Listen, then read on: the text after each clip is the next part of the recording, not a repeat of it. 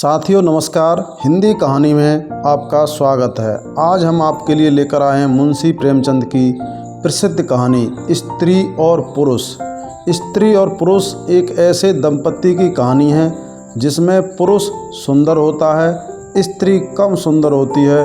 पुरुष अपनी स्त्री को सम्मान नहीं देता, उसका अपमान करता रहता है और जीवन भर उसे कष्ट देता रहता है, अन्य स्त्रियों के संपर्क में आ जाता है। लेकिन कुछ समय बाद, कुछ सालों के बाद पति बीमार होने लगता है और बहुत परेशान हो जाता है।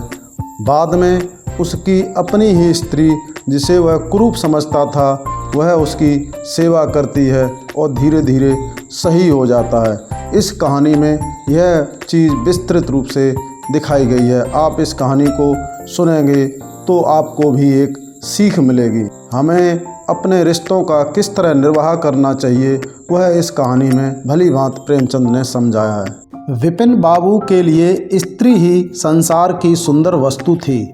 वह कवि थे और उनकी कविता के लिए स्त्रियों के रूप और यौवन की प्रशंसा ही सबसे चित्ताकर्षक विषय था। उनकी दृष्टि में स्त्री जगत में व्याप्त कोमलता, माधुर्य और अलंकारों की सजी प्रतिमा थी। ज़बान पर स्त्री का नाम आते ही उनकी आंखें जगमगा उठती थीं, कान खड़े हो जाते थे, मानो किसी रसिक ने गान की आवाज़ सुन ली हो।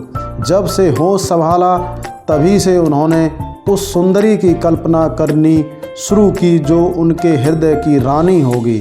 उसमें उषा की प्रफुल्लता होगी, पुष्प की कोमलता, कुंदन की चमक, बसंत की छवि, कोयल की ध्वनि। वह कवि वर्णित सभी उपमाओं से विभूषित होगी। वह उस कल्पित मूर्ति के उपासक थे। कविताओं में उसका गुण गाते, मित्रों से उसकी चर्चा करते, नित्य उसी के ख्याल में मस्त रहते थे। वह दिन भी समीप आ गया था जब उनकी आशाएं हरे हरे पत्तों से लहराएंगी, उनकी मुरादें पूरी होंगी। कॉलेज की अंतिम परीक्षा समाप्त हो गई थी और विवाह के संदेश आने लगे थे। विवाह तय हो गया। विपिन बाबू ने कन्या को देखने का बहुत आग्रह किया, लेकिन जब उनके मामू ने विश्वास दिलाया कि लड़की बहुत ही रूपवती है, मैंने उसे अपनी आँखों से देखा है, तब वह राजी हो गए। धूमधाम से बारात निकली और विवाह का मुहूर्त आया। वधू आभूषणों से सजी हुई मंडप में आई तो विपिन को उसके हाथ पांव नजर आए। कितनी सुंदर उंगलियां थीं, मानो दीप शिखाएं हों। अंगों की शोभा कितनी मनोहारिणी थी, विपिन फूले न समाये। दूसरे दिन वधू विदा हुई तो वह उसके दर्शनों के लिए इतने अधीर हुए कि ज्यों ही रास्ते में कहारों ने पालकी रखकर मुँह हाथ धोना शुरू किया, आप चुपके से वधू के पास जा पहुँचे। वह घूंघट हटाए, पालकी से सिर निकाले बाहर झांक रही थी। विपिन की निगाह उस पर पड़ गई। घृणा, क्रोध और निराशा की एक लहर सी उन पर दौड़ गई। यह वह परम सुंदरी रमणी न थी जिसकी उन्होंने कल्पना की थी, जिसकी वह वर्षों से कल्पना कर रहे थे। यह एक चौड़े मुंह, चिपटी नाक और फूले हुए गालों वाली कुरूपा स्त्री थी। रंग गोरा था पर उसमें लाली के बदले सफ़ेदी थी, और फिर रंग कैसा ही सुंदर हो, रूप की कमी नहीं पूरी कर सकता। विपिन का सारा उत्साह ठंडा पड़ गया। हाँ, इसे मेरे ही गले पड़ना था। क्या इसके लिए समस्त संसार में और कोई न मिलता था? उन्हें अपने मामू पर क्रोध आया जिन्होंने वधू की तारीफ़ों के पुल बांध दिए थे। अगर इस वक्त वह मिल जाते तो विपिन उनकी ऐसी खबर लेता कि वह भी याद करते। जब कहारों ने फिर पालकियां उठाईं तो विपिन मन में सोचने लगा, इस स्त्री के साथ कैसे मैं बोलूँगा, कैसे इसके साथ जीवन काटूँगा। इसकी ओर तो ताकने ही से घृणा होती है। ऐसी कुरूपा स्त्रियां भी संसार में हैं, इसका मुझे अब तक न पता था। क्या मुँह ईश्वर ने बनाया है, क्या आँखें हैं। मैं और सारे ऐबों की ओर से आंखें बंद कर लेता, लेकिन वह चौड़ा सा मुँह। भगवान, क्या तुम्हें मुझी पर यह वज्रपात करना था? विपिन को अपना जीवन नरक सा जान पड़ता था। वह अपने मामू से लड़ा, ससुर को लंबा खर्रा लिखकर फटकारा, माँ बाप से हुज्जत की और जब इससे शांत न हुई तो वह कहीं भाग जाने की बात सोचने लगा। आशा पर उसे दया अवश्य आती थी। वह अपने को समझाता कि इसमें उस बेचारी का क्या दोष है, उसने ज़बरदस्ती तो मुझसे विवाह किया नहीं, लेकिन यह दया और यह विचार उस घृणा को न जीत सकता था जो आशा को देखते ही उसके रोम रोम में व्याप्त हो जाती थी। आशा जो नई दुल्हन आई थी उसका नाम था। आशा अपने अच्छे से अच्छे कपड़े पहनती, तरह तरह से बाल संवारती, घंटों आईने के सामने खड़ी होकर अपना श्रृंगार करती, लेकिन विपिन को यह शुतुरगमजा से मालूम होते। वह दिल से चाहती थी कि उन्हें प्रसन्न करूं, उनके सेवा के अवसर खोजा करती थी, लेकिन विपिन उससे भागा भागा फिरता था।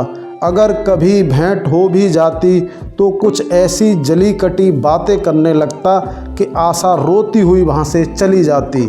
सबसे बुरी बात यह थी कि उसका चरित्र भ्रष्ट होने लगा। वह यह भूल जाने की चेष्टा करने लगा कि मेरा विवाह हो गया है। कई कई दिनों तक आशा को उसके दर्शन भी न होते। वह उसके कह कहे की आवाज़ें बाहर से आती हुई सुनती, झरोखे से देखती कि वह दोस्तों के गले में हाथ डाले सैर करने जा रहे हैं और तड़प कर रह जाती।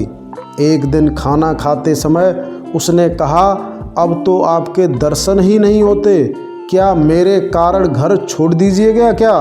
विपिन ने मुँह फेर कर कहा, घर ही पर तो रहता हूँ, आजकल जरा नौकरी की तलाश है, इसलिए दौड़ धूप ज़्यादा करनी पड़ती है। आशा बोली, किसी डॉक्टर से मेरी सूरत क्यों नहीं बनवा देते? सुनती हूँ आजकल सूरत बनाने वाले डॉक्टर पैदा हुए हैं। विपिन, क्यों नाहक चिढ़ाती हो? यहाँ तुम्हें किसने बुलाया था? आशा, आखिर इस मर्ज की दवा कौन करेगा? विपिन, इस मर्ज की दवा नहीं है, जो काम ईश्वर से न करते बना उसे आदमी क्या बना सकता है? आशा, यह तो तुम ही सोचो कि ईश्वर की भूल के लिए मुझे दंड दे रहे हो। संसार में कौन ऐसा आदमी है जिसे अच्छी सूरत बुरी लगती हो, लेकिन तुमने किसी मर्द को केवल रूपहीन होने के कारण कुंवारा रहते देखा है? रूपहीन लड़कियां भी माँ बाप के घर नहीं बैठी रहती, किसी न किसी तरह उनका निर्वाह हो ही जाता है। उसका पति उन पर प्राण न देता हो, लेकिन दूध की मक्खी नहीं समझता। विपिन ने झुंझला कर कहा, क्यों नाहक सिर खाती हो? मैं तुमसे बहस तो नहीं कर रहा हूँ, दिल पर जब्र नहीं किया जा सकता और न दलीलों का उस पर कोई असर पड़ सकता है। मैं तुम्हें कुछ कहता तो नहीं हूँ, फिर तुम क्यों मुझसे हुज्जत करती हो? आशा यह झिड़की सुनकर चली गई। उसे मालूम हो गया कि उन्होंने मेरी ओर से सदा के लिए हृदय कठोर कर लिया है। विपिन तो रोज सैर सपाटे करते, कभी कभी रात भर गायब रहते। इधर आशा चिंता और नैराश्य से घुलते घुलते बीमार पड़ गई, लेकिन विपिन भूलकर भी उसे देखने न आता। सेवा करना तो दूर रहा, इतना ही नहीं वह दिल में मनाता था कि वह मर जाती तो गला छूटता, अब की खूब देखभाल कर अपनी पसंद का विवाह करता। अब वह और भी खुल खेला।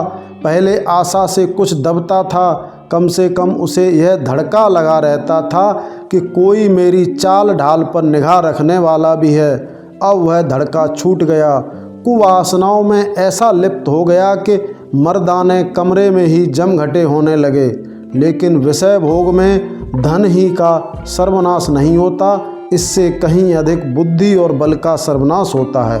विपिन का चेहरा पीला पड़ने लगा, देह भी छीड़ होने लगी, पसलियों की हड्डियां निकल आईं, आँखों के इर्द गिर्द गड्ढे बढ़ गए। अब वह पहले से कहीं ज़्यादा शौक करता, नित्य तेल लगाता, बाल बनवाता, कपड़े बदलता, किंतु मुख पर कांति न थी। रंग रोगन से क्या हो सकता है? एक दिन आशा बरामदे में चारपाई पर लेटी हुई थी। इधर हफ्तों से उसने विपिन को न देखा था। उन्हें देखने की इच्छा हुई। उसे भय था कि वह न आएंगे, फिर भी वह मन को न रोक सकी। विपिन को बुला भेजा। विपिन को भी उस पर कुछ दया आ गई। आकर सामने खड़े हो गए। आशा ने उनके मुँह की ओर देखा तो चौंक पड़ी। वह इतने दुर्बल हो गए थे कि पहचानना मुश्किल था। बोली, क्या तुम भी बीमार हो? क्या तुम तो मुझसे भी ज़्यादा घुल गए हो?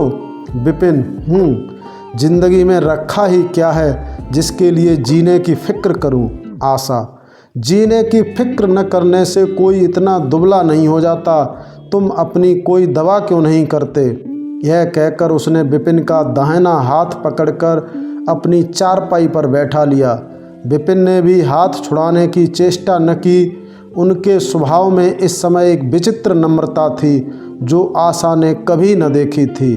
बातों से भी निराशा टपकती थी, अक्खड़पन था, क्रोध की गंध भी न थी। आशा को ऐसा मालूम हुआ कि उनकी आंखों में आंसू भरे हुए हैं। विपिन चारपाई पर बैठते हुए बोले, मेरी दवा अब मौत करेगी। मैं तुम्हें जलाने के लिए नहीं कहता। ईश्वर जानता है मैं तुम्हें चोट नहीं पहुंचाना चाहता। मैं अब ज़्यादा दिनों तक न जीऊँगा। मुझे किसी भयंकर रोग के लक्षण दिखाई दे रहे हैं। डॉक्टरों ने भी यही कहा है। मुझे इसका खेद है कि मेरे हाथों तुम्हें कष्ट पहुंचा, पर क्षमा करना। कभी कभी बैठे बैठे मेरा दिल डूब जाता है, मूर्छा सी आ जाती है। यह कहते कहते एकाएक वह कांप उठे। सारी देह में सनसनी सी दौड़ गई। मूर्छित होकर चारपाई पर गिर पड़े और हाथ पैर पटकने लगे। मुँह से फिचकुर निकलने लगा। सारी देह पसीने से तर हो गई। आशा का सारा रोग हवा हो गया।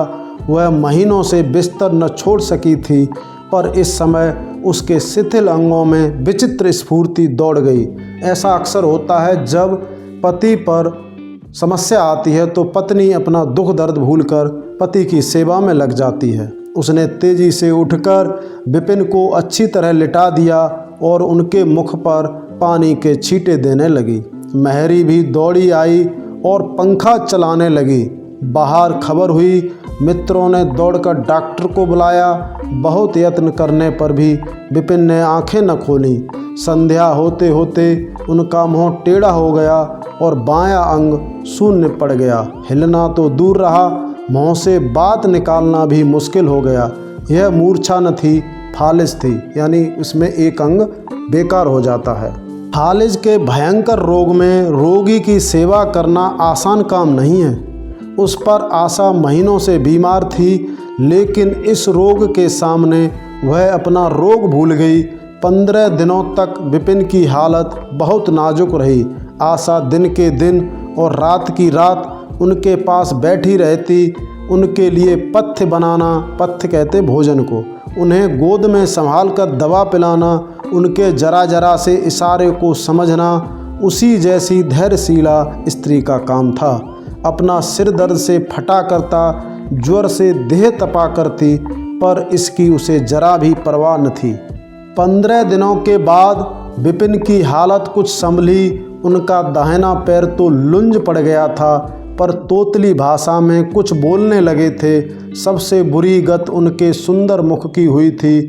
वह इतना टेढ़ा हो गया था कि जैसे कोई रबर के खिलौनों को खींचकर बढ़ा दे। बैटरी की मदद से जरा देर के लिए बैठ या खड़े तो हो जाते थे, लेकिन चलने फिरने की ताकत शरीर में न थी। एक दिन लेटे लेटे उन्हें क्या जाने क्या ख्याल आया, आईना उठाकर अपना मुँह देखने लगे। ऐसा क्रूप आदमी उन्होंने कभी न देखा था। आहिस्ता से बोले, आशा, ईश्वर ने मुझे गरूर की सज़ा दे दी। वास्तव में यह उसी बुराई का बदला है जो मैंने तुम्हारे साथ की। अब तुम अगर मेरा मुँह देखकर घृणा से मुँह फेर लो तो मुझे तुमसे जरा भी शिकायत न होगी। मैं चाहता हूँ कि तुम मुझसे उस दुर्व्यवहार का बदला लो जो मैंने तुम्हारे साथ किए हैं। आशा ने पति की ओर कोमल भाव से देखकर कहा, मैं तो आपको अब भी उसी निगाह से देखती हूँ। मुझे तो आप में कोई अंतर नहीं दिखाई देता। विपिन, वाह, बंदर का सा मुँह हो गया है और तुम कहती हो कोई अंतर ही नहीं। मैं तो अब कभी बाहर न निकलूँगा। ईश्वर ने मुझे सचमुच दंड दिया है। बहुत यत्न किए गए पर विपिन का मुँह सीधा न हुआ। मुख का बायां भाग इतना टेढ़ा हो गया था कि चेहरा देखकर डर मालूम होता था। हाँ, पैरों में इतनी शक्ति आ गई कि अब वह चलने फिरने लगे। आशा ने पति की बीमारी में देवी की मनौती की थी। आज उसी पूजा का उत्सव था। मोहल्ले की स्त्रियां बनाव श्रृंगार किए जमा थीं। गाना बजाना हो रहा था। एक सहेली ने पूछा, क्यों आशा, अब तो तुम्हें उनका मुँह जरा भी अच्छा न लगता होगा? आशा ने गंभीर होकर कहा, मुझे तो पहले से कहीं अच्छा मालूम होता है। चलो बातें बनाती हो। नहीं बहन, सच कहती हूँ, रूप के बदले मुझे उनकी आत्मा मिल गई जो रूप से कहीं बढ़कर है। विपिन कमरे में बैठे हुए थे। कई मित्र जमा थे। ताश हो रहा था। कमरे में एक खिड़की थी जो आंगन में खुलती थी। इस वक्त वह बंद थी। एक मित्र ने चुपके से उसे खोल दिया और शीशे से झांककर विपिन से कहा, आज तो तुम्हारे यहाँ परियों का अच्छा जमघट है। विपिन, बंद कर दो। अजी जरा देखो तो कैसी कैसी सूरतें हैं। तुम्हें इन सबों में कौन सबसे अच्छी मालूम होती है? विपिन ने उड़ती हुई नज़रों से देख कहा, मुझे तो वही सबसे अच्छी मालूम होती है जो थाल में फूल रख रही है। वाह री आपकी निगाह, क्या सूरत के साथ तुम्हारी निगाह भी बिगड़ गई? मुझे तो वह सबसे बदसूरत मालूम होती है, इसीलिए कि तुम उसकी सूरत देखते हो और मैं उसकी आत्मा को देखता हूँ। अच्छा, यही मिसेज विपिन हैं? जी हाँ, यह वही देवी हैं। साथियों, इस कहानी से हमें सीख मिलती है कि यदि हम किसी के साथ विवाह बंधन में बंध रहे हैं, चाहे वह स्त्री है या पुरुष है, उसका रंग रूप सही नहीं है, तो उसकी वजह से हमें उससे नफ़रत और घृणा नहीं करनी चाहिए। उसका जीवन भर साथ निभाना चाहिए। या दाम्पत्य मिलकर जीवन की गाड़ी को चलाते हैं तो वो जीवन सुंदर और स्वर्ग जैसा बन जाता है। यदि वो आप एक दूसरे से नफ़रत की भावना, घृणा की भावना होती है तो वही जीवन नरक बन जाता है। यदि आप सही और अच्छा जीवन चाहते हैं तो हमें एक दूसरे का भरोसा और रंग रूप पर न जाकर उनकी अच्छाइयों को देखने का प्रयास करना चाहिए।